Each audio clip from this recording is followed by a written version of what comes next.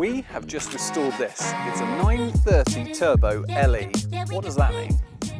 The 930 Turbo LE was bought out in 1989. They actually only bought them out for the UK market and they made 53 of them. So it's one of those pretty rare Porsches. In terms of the items that make these special, let's have a look. Let's state the obvious, this thing is f***ing gorgeous, but why is it gorgeous? Well, it's a load of small tweaks that all add up to make it look much more aggressive. So we've got the sport equipment front bumper, which has got an integrated oil cooler in there as well, so it's a lot deeper, looks a lot more mean. We've got the side skirts, which again lower the look of the car and just makes it look more aggressive. We've got these beautiful air intakes, which they're not just cosmetic, they're functional, so they're actually feeding air into the rear brake area. And obviously, being a turbo, we've got the beautiful 930 LE rear spoiler. Interior, leather dashboard, leather lower dashboard, leather door caps, doors, obviously, all of these bits, beautiful.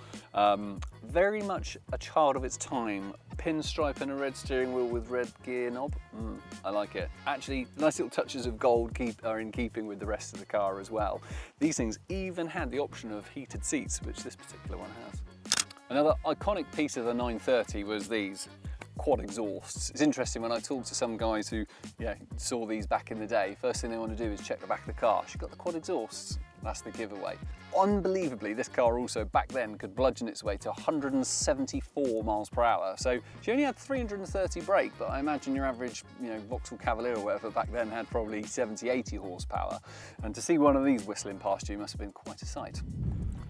So this particular car came to us, we sold the owner a 993 and he said, I've just bought a 930 LE and could do with you guys checking it over. So the car came in for a check over, things escalated, one thing led to another, bare metal respray, engine, gearbox, full interior retrim, which is, as people who watch these videos know, is one of my favourite things. It's gorgeous in there. I actually feel guilty driving this thing, but first impressions, smell of the leather when you open the door is just divine. Clutch really light, really easy to use, surprisingly good performance, although it's just being run in, so count my revs at halfway through. Even got air conditioning. So a short little film there, doesn't really feel like I'm doing it justice to something that's had hundreds of hours poured into it and a final article that will be enjoyed for the next 3-4 decades. However, the last word I will leave with the car. If you have a listen to the way it opens and closes, they don't make them like that anymore.